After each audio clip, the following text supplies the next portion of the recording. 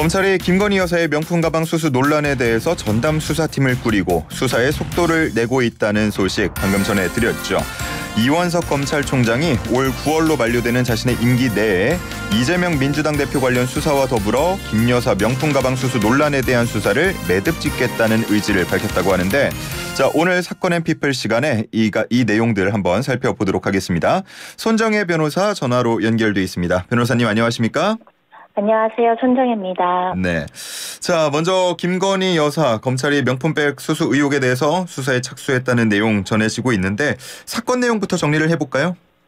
네, 사건의 내용은 2022년 9월경으로 거슬러 올라갑니다. 코바나 컨텐츠 사무실에서 김건희 여사와 최재형 목사의 만남이 있었고, 그 자리에서 디올 가방이라고 한 시가 300만 원 정도 상당의 이제 선물이 오고 가는 내용들이 이제 동영상을 통해서 2023년 11월에 영상이 공개된 사안인데, 이 내용과 관련해서 서울의 소리나 일부 시민단체에서 청탁금지법과 뇌물죄를 위반했다, 이렇게 고발된 사건입니다. 예, 그렇군요. 자, 그러면 앞으로 수사 흐름이 어떻게 될지가 궁금한데 쟁점이 어떻게 될지 궁금하고요. 검찰이 특수부 검사 3명도 투입했다고요? 그렇습니다. 검찰에서는 법과 원칙에 따라서 철저하게 수사한다라는 입장을 보이고 있고요.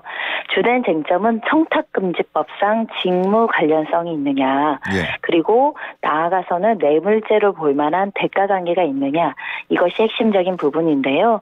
청탁금지법은 직무 관련성 있는 사람에게 100만 원 이상이 되는 선물이나 금품을 받게 되는 경우 이제 공직자를 처벌하는 내용인데, 공직자 배우자가 금품을 받는 부분과 관련해서는 배우자는 이제 처벌하지 않는 부분이 있습니다. 다만 배우자가 받을 때에는 이 받는 공직자가 소속 기관장에게 신고할 의무가 이제 청탁금지법에 있는 부분이고요.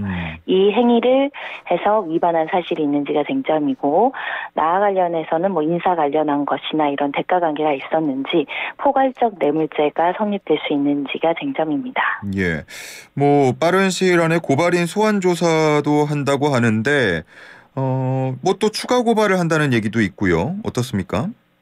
일단은 시민단체 서울의 소리가 이제 고발인 조사를 받을 예정이고요. 그 다음 수순은 이제 참고인 조사로 이제 대통령 배우자인 김건희 여사를 실제로 조사할지 여부, 이게 이제 중요한 분수령이 될 것으로 보이는데, 다만 이 사건 같은 경우는 많은 법조인들이 실제로 청탁금지법이나 뇌물죄 처벌까지는 어려울 수 있다. 그냥 아까 말씀드린 것처럼 배우자를 처벌하는 조항이 없기 때문에 김건희 여사가 이걸 받았다고 하더라도 참고인 신분에 그칠 가능성이 있고, 대통령이 이것을 소속 기관장이나 어느 기관에게 신고하지 않은 위법행위가 있다고 하더라도 대통령은 우리법상 형사 불소추 특권이라는 게 있습니다. 재직 기간에는 기소되거나 체포되지 않는다는 특권인데요. 기소를 전제로 한 수사도 원칙적으로 진행되지 않는 것이 원칙이기 때문에 실질적으로 어떤 사실관계가 있었는지를 확인하는 데 그칠 뿐 누군가를 처벌하기까지는 굉장히 좀 어려워서, 오히려 이제 다른 쪽, 그러니까 야당이나 시민단체 측에서는 뭐 도이치모터스나 다른 안을 추가로 고발하겠다, 이런 목소리를 내고 있습니다. 어쨌든 이번 사건을 보면은 약간 몰래카메라를 통해서 세상에 알려졌고요. 뭐 제가 아는 얄팍한 지식에서는 이 위법하게 수집된 증거는 증거 능력이 없다, 이렇게 알고 있는데 이것도 이 케이스로 봐야 되겠습니까? 위법 수집 증거 원칙은 원칙적으로 수사기관이 위법하게 증거를 수집해서 처벌시키지 말라는 겁니다. 이건 형사 대원칙이기 때문에 안 되는데, 이 사안은 수사기관이 위법하게 함정 수사를 한 것이 아니고 일반 개인인 사인들, 그러니까 최재형 목사라든가 서울의 소리라는 유튜브 업체에서 이런 어떻게 보면 조작이든 뭐 준비든 계획이든 해서 이런 녹음 파일, 그 영상 파일을 수집한 것인데, 우리 법원은 수사기관이 몰래 녹음한 건 위법하다고 하지만 사인이 위법하게 수집한 증거는 비교 형량, 인권 침해가 얼마나 됐는가를 비교 형량에서 증거로 쓰기도 하는데요. 그래서 동의 없이 몰래 녹음한 자료라고 하더라도 이 실체된 시에 발견의 중요한 자료면 증거 능력을 부여하기도 하고요. 하지만 그 사생활의 정도가 굉장히 심각하거나 공익적인 목적보다 사익이 더 우선시해야 된다고 한다면 증거를 사용하지 않는데, 이 부분과 관련해서는 제 개인적인 소견이지만 일단은 증거로는 활용될 가능성이 높 높은 사안입니다. 아, 그렇군요. 그러니까 일반적으로 함정수사, 함정취재로 위법하다고 하는 거는 돈을 받을 목적이 없었고 그런 범죄를 하지 않으려고 하는데 그걸 유도해서 함정에 빠뜨려서 이거를 하는 경우에는 위법성이 높아지기 때문에 원래 어떤 범위를 가지고 이것을 반려하지 않은 목적이 무엇이냐의 경위를 살펴볼 것으로 보입니다. 어떤 얘기인지 알겠습니다. 이런 와중에 조국혁신당의 조국 대표는 서면 조사를 하다가 불기소할 거다라는 입장을 밝혔던데 이거는 뭐 정치적인 발언으로 봐야 되는 겁니까? 아니면 법리적인 부분이 있습니까? 뭐 두 가지 다 포함되어 있는데요.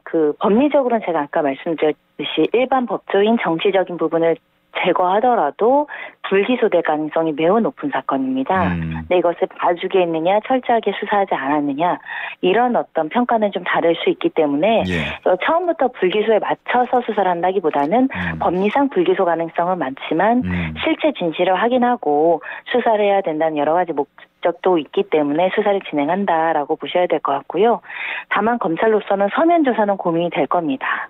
이 정도 사안을 대통령 영부인을 소환 조사하는 게 맞는가, 아니면 이 부분에 대한 서면 조사를 통해서 경위를 밝히는 게 맞는가. 이 수사 방법은 굉장히 정치권에서도 논란이 되고 검찰로서도 좀 고민되는 지점이 있을 겁니다. 소환을 거부할 수도 있는 거 아닙니까? 참고인 조사는 원칙적으로 피의자 소환이 아니기 때문에 거부할 수 있습니다. 다만 이제 국민적인 여론으로 도이치모터스 사건 때 서면 조사만 했다라는 점이 이제 국민들이 좀 더 강한 수사를 원한다 이런 목소리도 일부 있었기 때문에 또다시 서면 조사를 할지는 좀 지켜봐야 될 것 같습니다.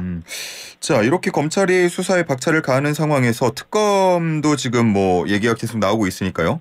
이게 특검이 동시에 진행이 될 수 있는 겁니까? 어떻게 되는 겁니까? 일단은 특검이 진행이 되면 그동안 검찰이 수사한 자료를 특검에게 넘기는 형식으로 이제 보통은 절차가 진행돼서요.